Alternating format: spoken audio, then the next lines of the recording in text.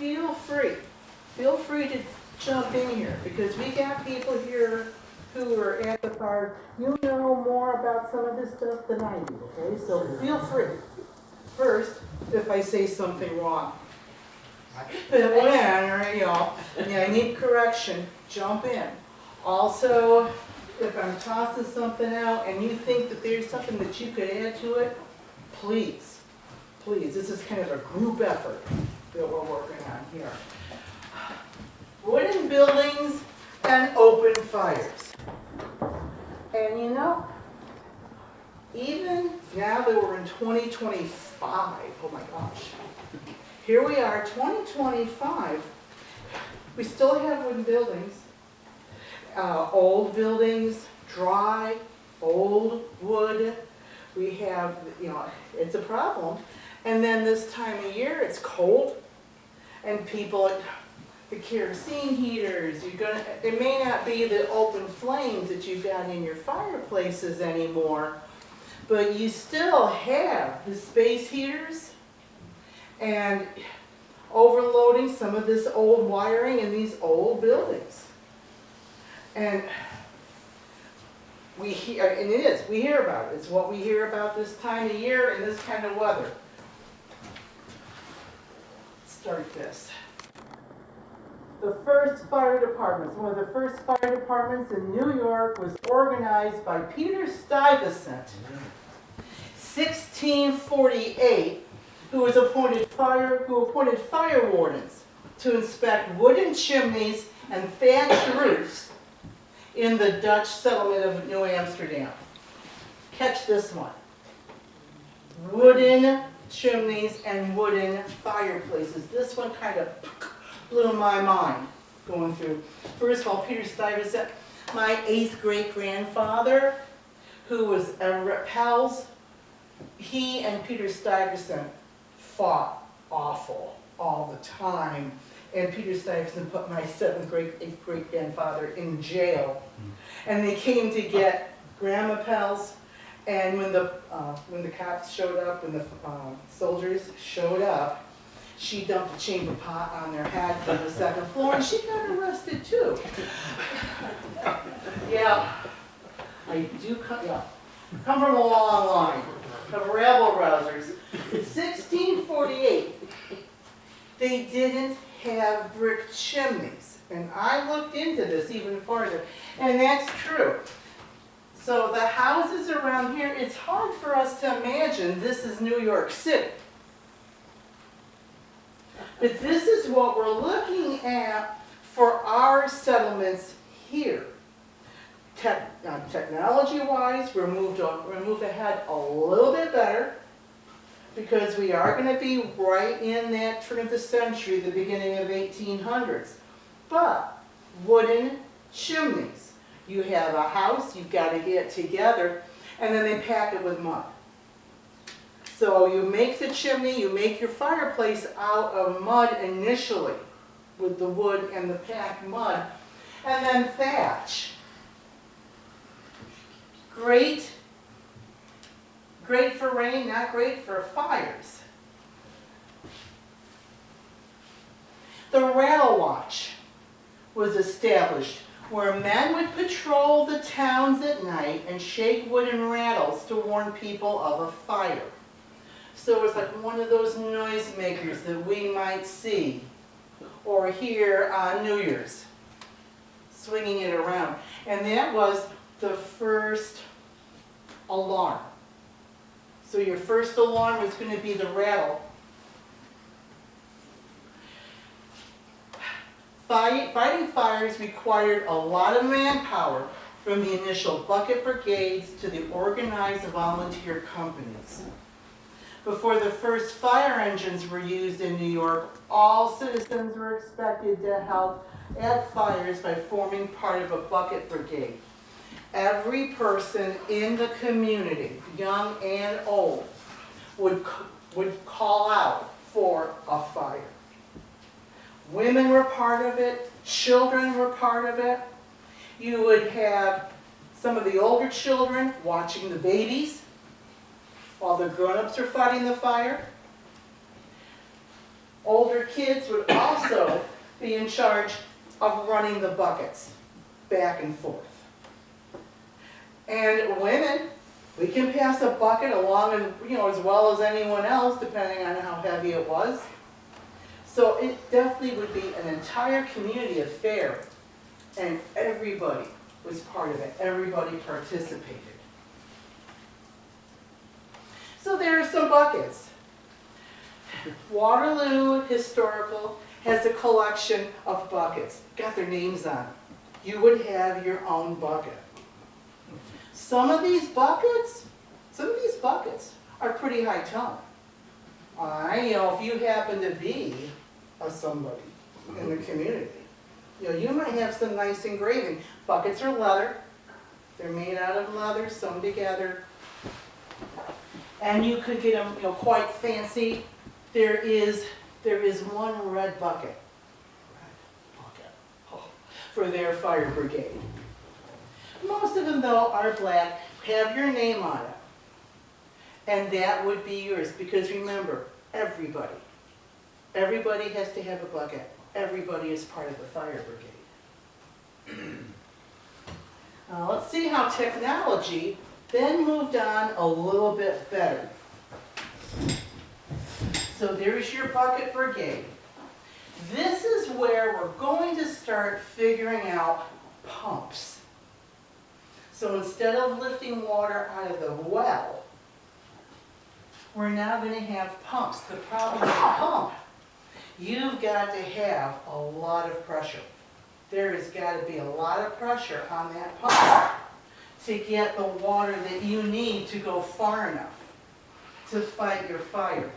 We also have the ladders, but the ladders are made out of wood, which is problematic if you put it up next to a burning building.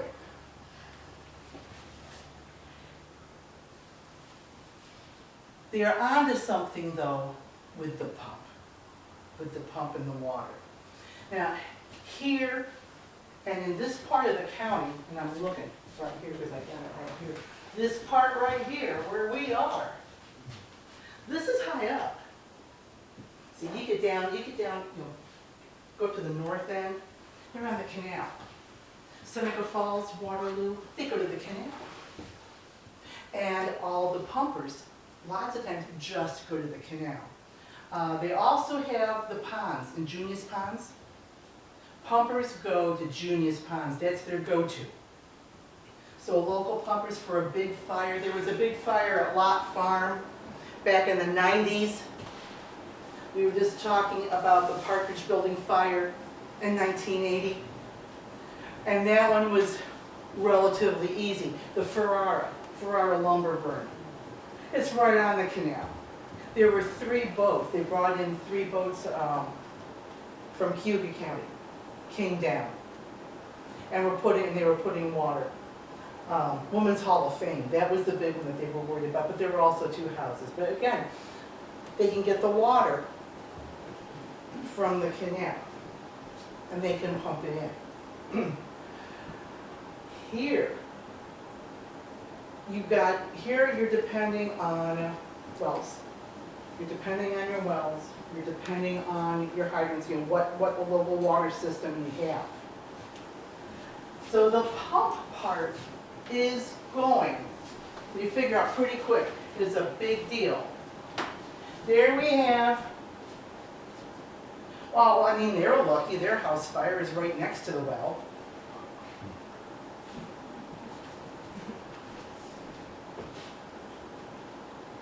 So fires are still a serious problem in the 1800s in Seneca County.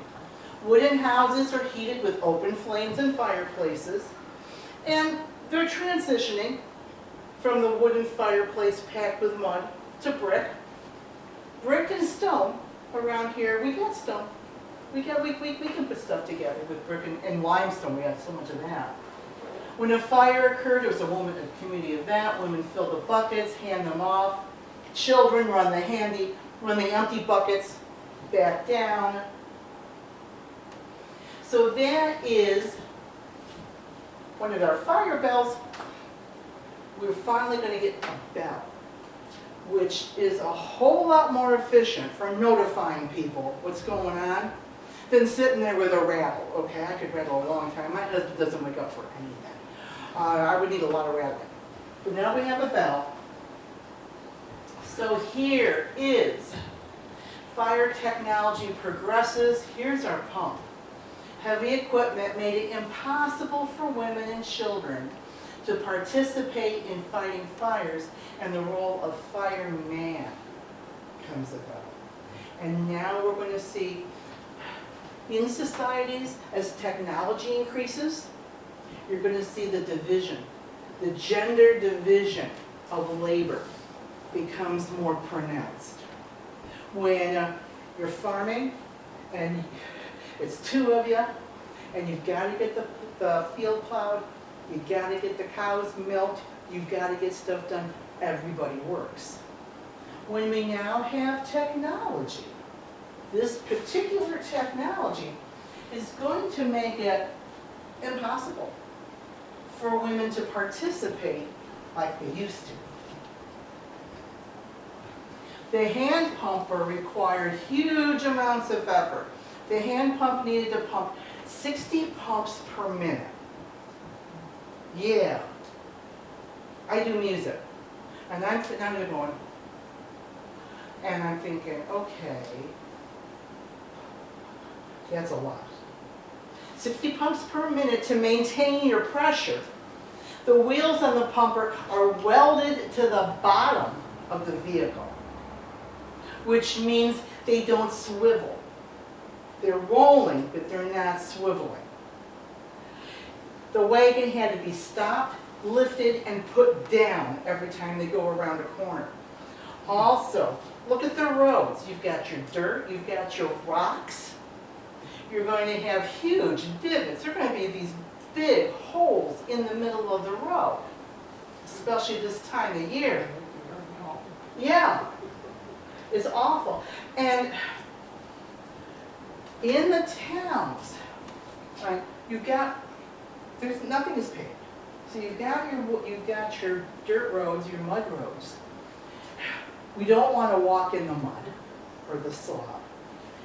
Your crosswalks are going to be raised anywhere from 8 to 10, some up to 12 possibly, inches off the dirt when you cross. You've got to lift that sucker over. You have to stop, lift that thing up, and lift it over that. This is heavy. This is really heavy stuff. And the men are pulling. What about the horses? Because we see that in the movies, right? They're in the horses. They're in the...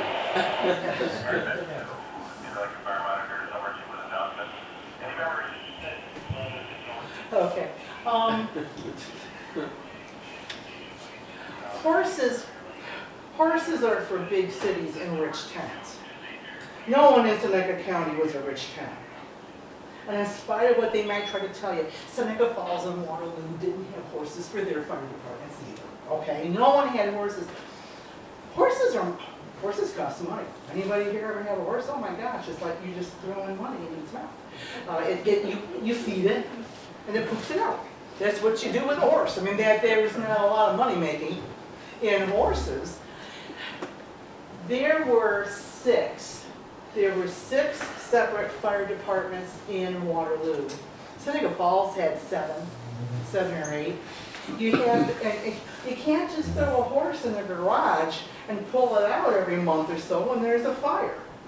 You got to feed the horse. You have to exercise the horse. You got to take care of these horses, and that costs money. We don't do horses. No. Whenever you see one of those long poles, I'll have kids come in when I'm doing tours. The kids will say, "Oh, is that where they hook the horses?" No, that's where they hook the men. Okay, that's where your grandpa was, because that's how you're going to move these things, and they're heavy. This is no alloy. Okay, this is steel. This is iron. These are heavy things. Here's the Silsby pumper. Silsby Company, Seneca Falls, invented the steam pumper, finally. We're talking the late 1800s.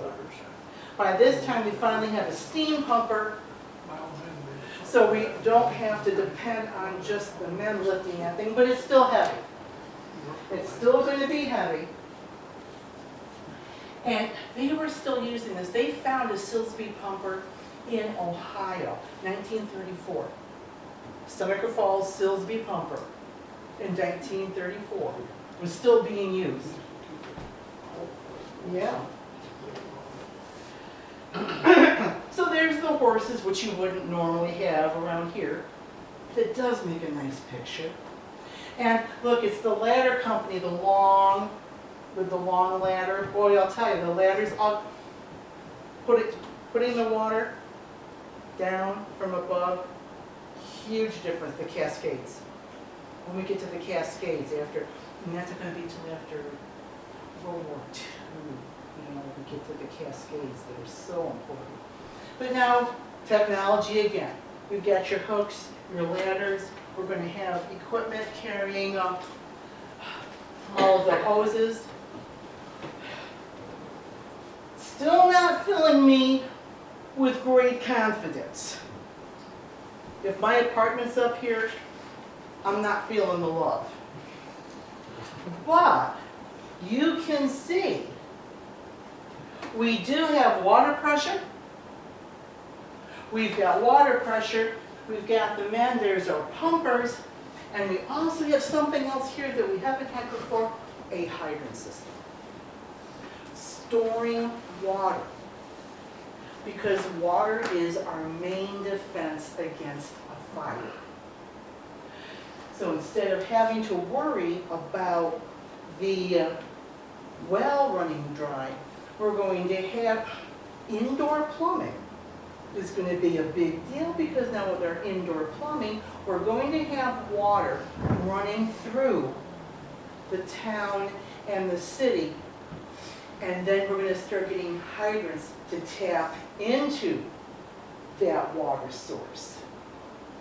And out in the country, and you're seeing it now, hydrants. All of the hydrants. Because if I'm out in the country and my house is on fire, I do not want to have to worry about the pumpers going to Junius ponds to fill up the pumps so that they can come in. They have what they call ponds. It's kind of like a really big above ground pool. And they'll set up a pond, and the pumpers will just keep putting the water into the pond. I would be much happier with the hydrant system than having to worry about toting water around the countryside to get my fire out. So now you can see the technology of this has progressed a bit. All right, first big fire in Seneca Falls, or in the area, actually in the county. The Devil's Kingdom, right here. This is the Devil's Kingdom. It's Kingdom Road. Yep, Kingdom Road. The Balsley House was up there. There was a big house up there. For a while, this group, these businesses here, there was a question as exactly where was the new hub of civilization going to be up in the North Country. Was it going to be Seneca Falls? Was it going to be Waterloo? Was it going to be the Kingdom? This is Chamberlain. Chamberlain in Seneca Falls and Kendig in Waterloo. They owned most of those businesses. And then they became very wealthy. Not a lot of families. Not a lot of families moving into the kingdom. Which means we're going to have a lot of gambling, horse racing, bars, women of ill repute. Oh, there is going to be, that's where I got the nickname, the Devil's Kingdom.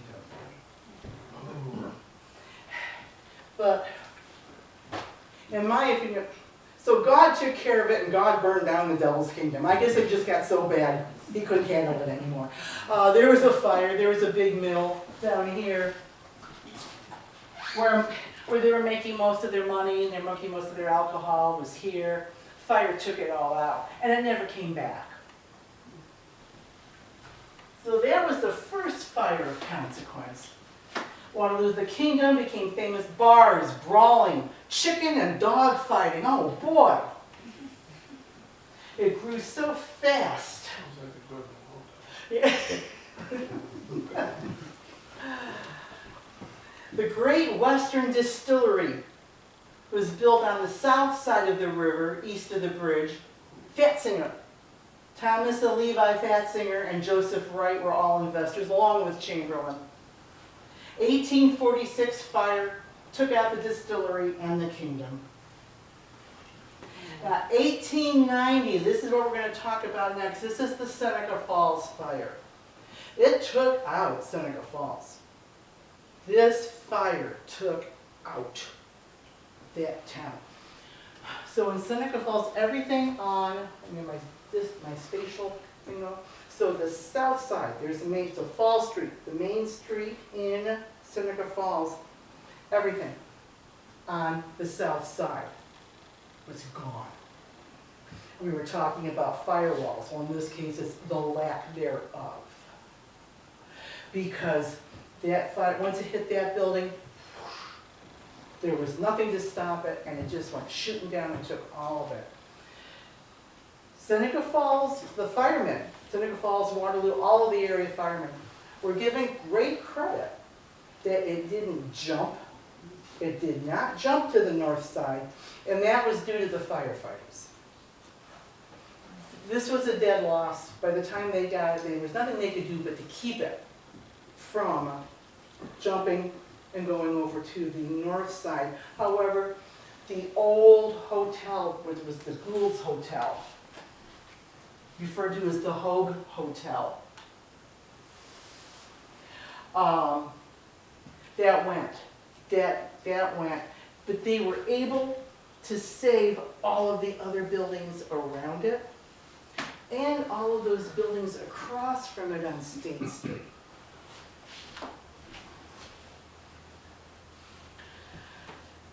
And the reason they were able to save the buildings was because there was an underwater reservoir. Let's go back to our hydrants. Seneca Falls was growing. It was, I'm trying to remember which high muck it was, and it might have been Gould's. In Seneca Falls, insisted. There were two things that he insisted on. He insisted that, because there was a hill.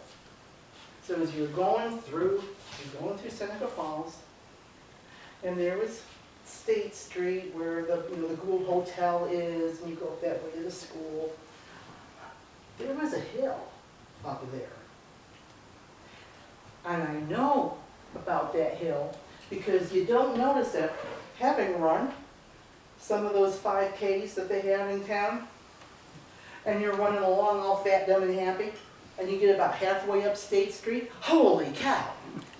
They graded that really well, and then all of a sudden, it's like just enough that I'm like about a half a mile from the school, and I think I'm about to die because that grade is just enough that you may not notice it here, but those legs will tell you that you're definitely going uphill.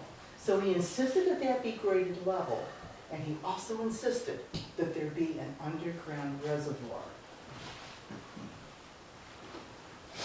Yeah, and you can see, I mean, there's the canal. That's what is left of the buildings on that side of the canal. They are gone. Hogue's Hotel, a livery blacksmith shop, 3 houses, the local post office, telegraph and the telephone services. Destroyed blocks, the Phoenix, the Partridge, the Pete, and the Johnson blocks, and those are all on the south side of Fall Street. Hogue's Hotel, now the Gould Hotel. That's the only building that's damaged thanks to the Herculean efforts of the firemen. It was hoped that the rest of the fire could be contained. Unfortunately, here we go, the reservoir under Fall and State Streets ran dry.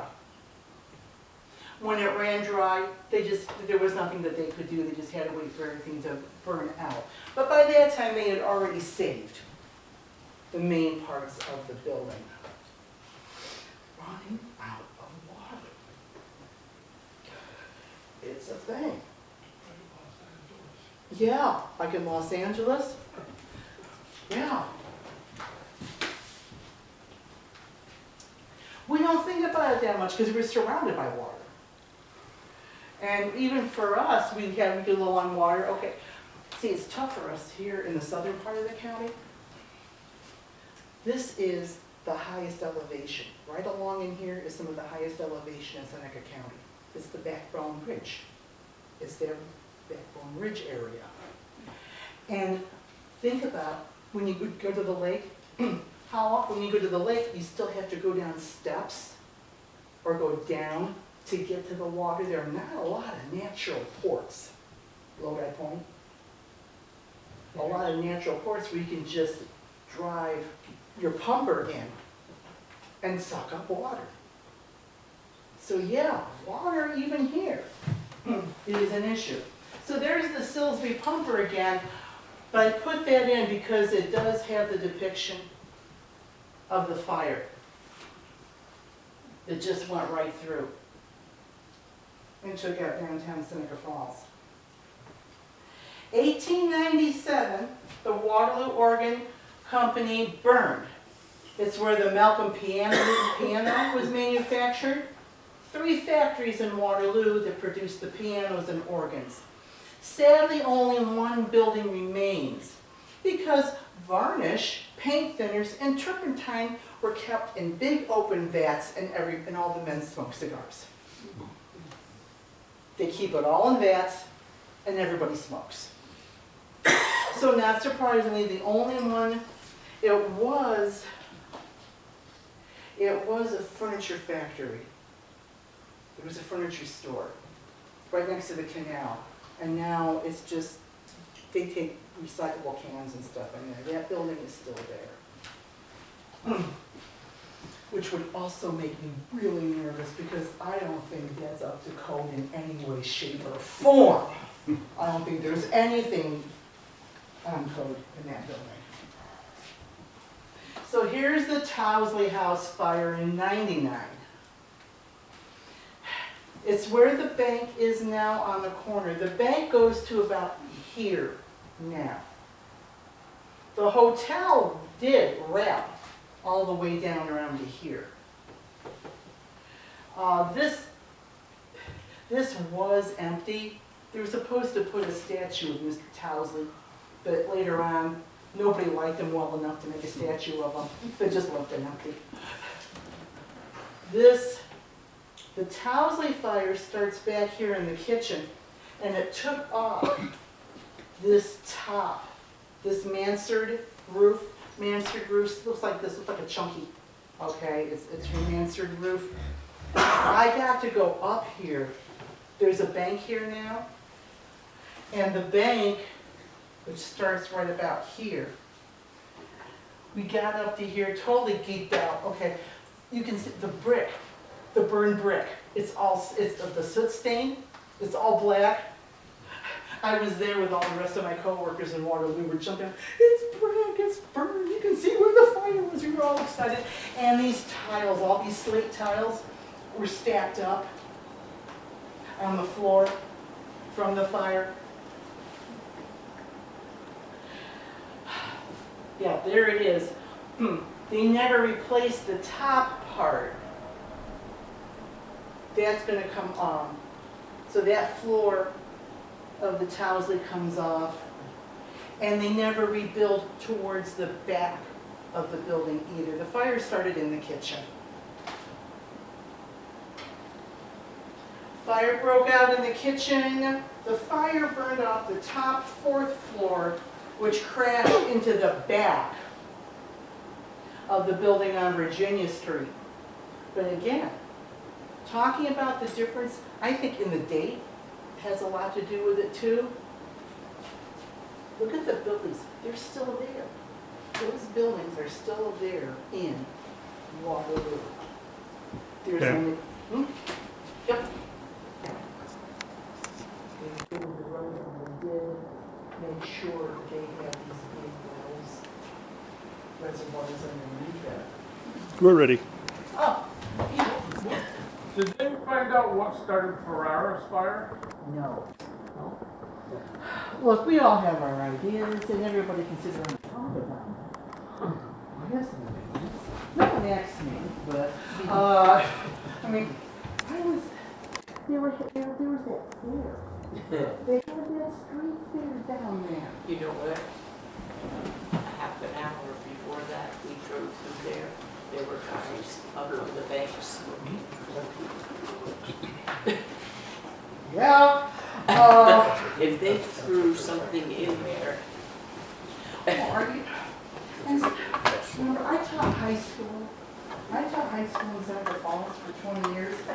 I know the exact clientele that would have been hanging around the back of Ferraras during that fair. I got a couple theories of my own. Yeah. But do they have any, especially for insurance, anything definitive that they could have? I mean, you have to be able to. Yeah. Okay, so Towsley's next. That's the back. So this was all gone now. This is just buildings. The Grange Hall is right about here. This is the Grange Hall between here. Okay.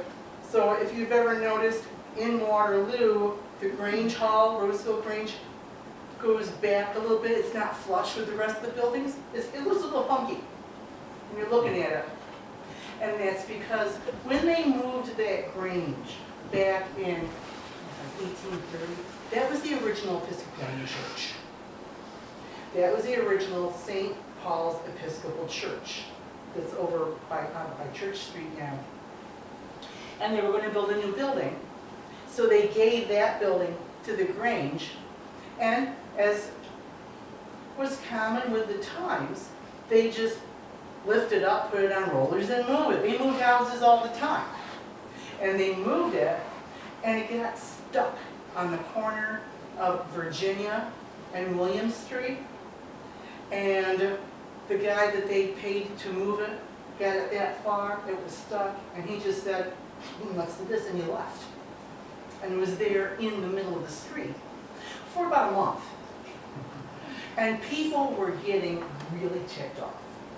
They were getting extraordinarily irritated. They sued him, made him come back and finish what he started. And he picked up that Grange building, swung it around, and then backed it in. And he just backed it in, and once it lined up, kind of, he just dropped it and left. And that's why it sits back. That Grange building is not level with the rest of the buildings. To a upset, angry contractor who said enough is enough. Okay, there's the back end of the towels. Now this is another one, and I like this picture. Okay, South Waterloo Mills. So up along the canal and your Seneca River, mills. Mills and distilleries all over the place up there. And it's where the farmers here are going to send their products north, up to the mills and the distilleries, the woolen mills. We're going to do wool. You couldn't do cotton. We never did cotton up in this way because the cotton, first of all, it's a slave product. And these mills were founded and run by Quakers who would have absolutely nothing to do with slavery. Also, though, think how expensive it would be to bring all of that cotton from down south, ship it up here, turn it into cloth, and then send it back. That makes no sense. So all of the mills down south were doing southern cotton. Up here, what do we got? We got sheep. Wool. Lots of wool. So these woolen mills, and there were a number of them, were keeping our farmers, they're keeping our farmers busy, they're keeping our farmers producing. I like this one though, because the night of this particular fire, yeah, it's a big fire, but we've had bigger. But all of the men are wearing top hats and coats. They were having a fireman's ball. They were having a fireman's appreciation ball. And the bell rang. There was this big fire. All of these guys come running out, and they got the capes and the top hats, and they run down to the fire. They don't have their buckets, because their buckets are all home. The kids, all of the kids in Waterloo ran out, and they ran up and down the streets to all of the houses and got the fireman buckets and took them down to the canal, took them down to the mill and gave them to the factory. My kids love this story, because see, we still needed the kids. You might not be able to lift a pumper over a crosswalk, but you can run and you can get a bucket. Academy of Music fire, 1904. This was the place to be. Most of the activities, balls, speeches, performances, were in the Academy of Music in Seneca County. They were up in Waterloo. It was the only place that you could group together and have some sort of a big presentation. There weren't auditoriums. This was the only auditorium. Can always tell when you get an Academy of Music picture because of the skinny little the windows. You've got these really narrow windows. Let me see if I have the picture. Yeah, Tom Thumb, Barnum and Bailey Circus. Tom Thumb and General Tom Thumb. They made him a general. But again, he was a little person, and he married, and they came here. And you can see they were all out front. Presidents have spoken there, but they knew. By the time we hit here with the Academy of Music fire, Seneca Falls has already burned. Towsley House has burned. And Academy of Music, one set of stairs up and down. That's it. No fire escapes. That was all they had. Yeah. That's what it looked like after the fire. Let me see if I have, no, I'm not back here. This fire started, there had been a dance. There had been a dance, there had been a band, just the night before. There was a dance going on. And that had, and everybody left, and it was probably like 4 or 5 hours afterwards, electricity. So let's throw another wrench into our little fire traps. We're going to wire electricity into these. They're not building new houses and putting wires in. They're taking these old, in some cases, slapped together. I lived in an old house that my great-grandfather and grandfather built. And I've seen the workmanship that went into some of those with their additions and all. And then my dad was in the Navy. He was a CD. He was in Okinawa. So he did wiring. Yes, our entire house on Packwood Road, my dad wired.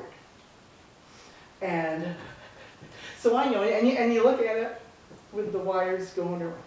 Wow. And so they think the Academy of Music fire was probably an electrical fire. And luckily it did not start until after everybody was out, because they would have died. So Cayuga Lake House, built in 1852. This was the ad for it. If you want to go to Sheldrake, no malaria. Okay, no malaria, no dampness, no mosquitoes. I sense deception, because I think there are mosquitoes everywhere. Drainage is perfect. There's no such thing. There's no such thing as perfect drainage. Accommodation for 350 guests. Cuisine unsurpassed, prices low. This was the best picture that I could get. We were talking about geography and getting water and the problems of getting water down here in the South Country. Look, I mean, they have They did have a port, they've got a dock, but you're still got to hike to get up here. To get up here to this building. In 1909, popularity was fading. When we're doing transportation, we're going to talk about how motor cars, the invention of the automobile, is going to do in the Cuba Lake Park. It was this big amusement park up at the top of Cuba Lake. We had all these hotels, and, you know, Sheldrake, Kidders. We had these fantastic places. When we get cars and automobiles, we don't have to depend on railroads or ferries to take us someplace. I have my own car. I can, if I want to drive to Buffalo and see Aunt Edna, I can. I don't have to wait for someone to take me. So we have popularity is fading, and then in 1914, this is when the fire broke out, destroyed the building. Only 2 people were in the building at the time, and they both escaped, you know, unharmed, fortunately. There's no way. 1914, the depot's not even here. There's no fire department that's going to be able to get in here and put this fire out. We're just too far away.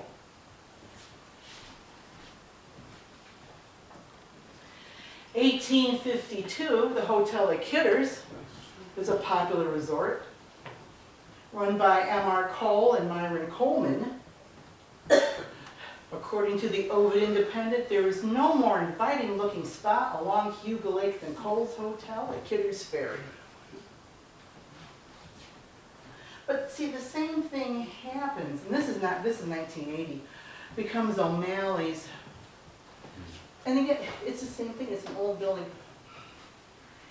1980, we have fire departments. The depot is still here in the mix because the depot would respond to fire calls too. The depot fire department would go out on calls. But it's still going to take so long. It's just going to take too long for the word to get out, for departments to get there, to put this fire out. And it probably just went up fast. Just went up so fast.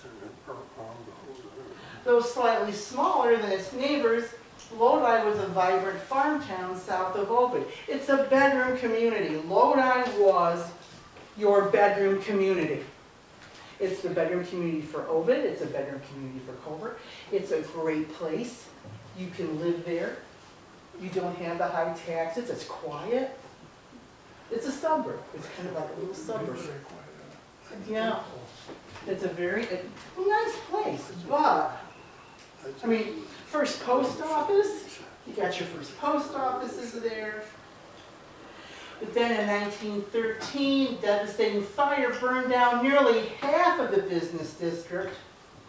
Believed to be arson, the fire started at 2 a.m. Oh, good gosh. How long is it going to take? A fire at 2 a.m., how long is it going to take before you actually get word out to get someone to get this fire put away? Freudheim Clothing Company, the intersection of Main Street and Seneca Street, due to strong winds. Let's talk about California. Because fires, if they're big enough and the wind is just right, they will start their own. Fires will start their own storm system. They will rotate. They will start, you can, a fire hurricane, a fire tornado. That's what the Dresden firestorm, World War II, that was a fire hurricane. And dumb luck. We spent the rest of the war trying to replicate that. But it just happened. So it had its own storm system. And lack of resources, because Lodi didn't have a fire department. They're expensive. And you're thinking, well, you know, Romulus is right there, Ovid's right here. They can come and take care of us. And we can sit here and point fingers at Lodi. Would it have made a difference? Probably not. Look at the resources we just had last week. We had tons of resources. And sometimes, science is a heck of a thing sometimes. You know, you get a fire, and the way it combusts, and the way it goes, and the way the wind is blowing, there's just nothing you can do. It was difficult for residents and firefighters to douse the flames. In the end, several businesses, 2 houses, the town library, the Silsby Hall, they were all destroyed. They had 2 trials, and the case garnered a lot of attention, with some people believing a conspiracy, please can we stop with conspiracies, against the temperance movement in Lodi. Yep, it was all those women who didn't want you to drink. They started the fire.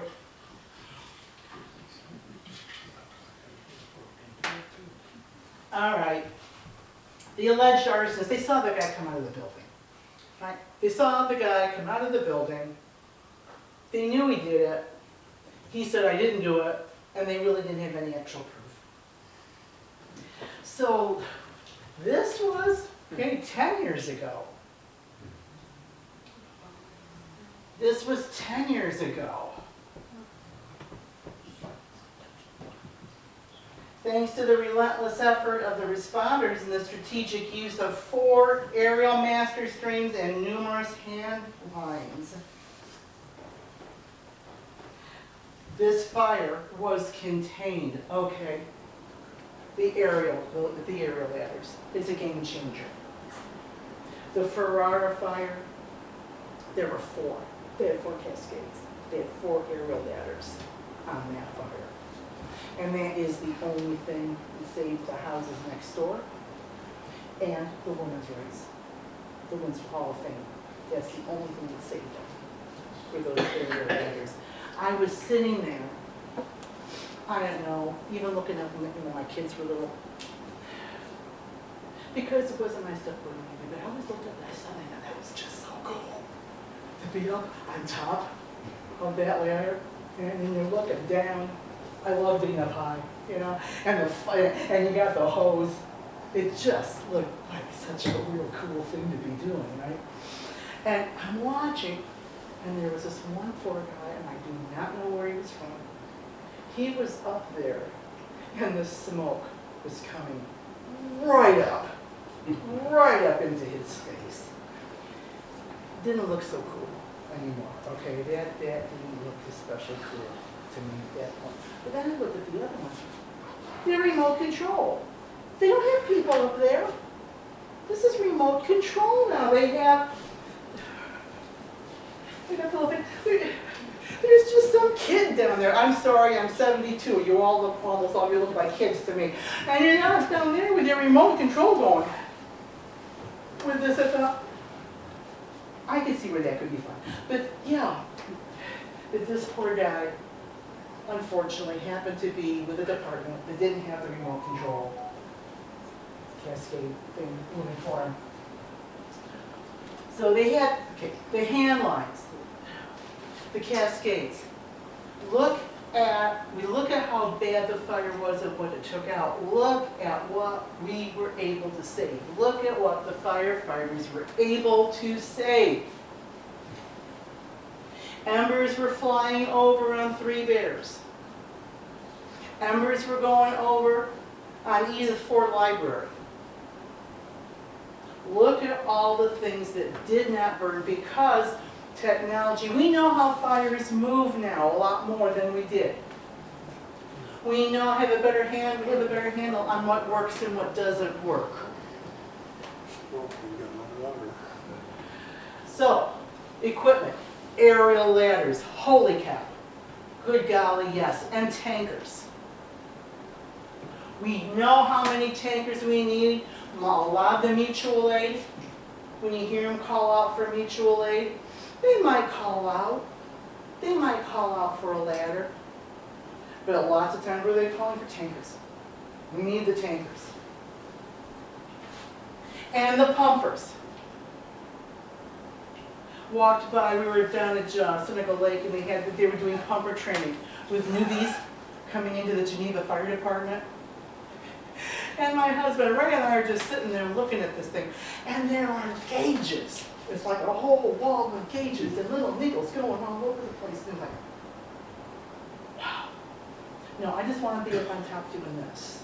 Okay, you guys do the gauges. You guys do the gauges and take care of that stuff. Radio frequencies. And we learned that at 9/11. The departments that couldn't talk to each other. Port Authority that runs the building couldn't talk to the fire department. The fire department couldn't talk to the police department. Radio frequencies, if you have your radios or you listen and you hear them, they switch channels. They will switch channels all the time. And some of those channels are not naturally privy to what we might have on our app on our phone because they need to talk to each other privately. That's important. Knowledge of local water systems, holy cow, yeah. This is what you got, and this is how we use them. And knowledge of building architecture and flammable material. You've got to know what is in those buildings. What is in that insulation where that smoke is coming from? It's not cotton candy. And do you really want to have this going around your town? Do you really want to send people in there inhaling this stuff? Hazmat? All kinds of training now on all the different chemicals that we use in our buildings. The Twin Towers, that wasn't, the plane and that fuel, that was burned off in what, minutes? That's gone. Paper, oh, so much paper. Paper, insulation, drywall, office furniture, that's what was burning. And all that stuff is giving off all kinds of gas. But you got to go up and people are in there. Yeah, we got to know this stuff, and we do. And then, of course, preparation and training, which is what we work on all the time now because we now know how important. We now know how important training our firefighters are, preparing the firefighters, preparing ourselves. You know what I'm going to do at church this year, after that whole thing with California? Go bags. The go bags where they have, and just, I think I'm going to get my families at church together, and we're going to be making go bags. We're also going to practice using the go bags. Very good friends, had very good friends that were here about 12 years ago. Their house burned down. They weren't that far from the firehouse, actually, when the house burned down. They all had go bags. It's a family of 7. They all had go bags. And when they went back to the house, they were all lined up by the door. Because it's the middle of the night. You got small children. They're all saying, fire, get out. And they did. They did a very good job getting out. All their clothes and everything. And so yeah, preparing. We have to prepare ourselves. We got great guys here. And also, thanks to technology, we have great people.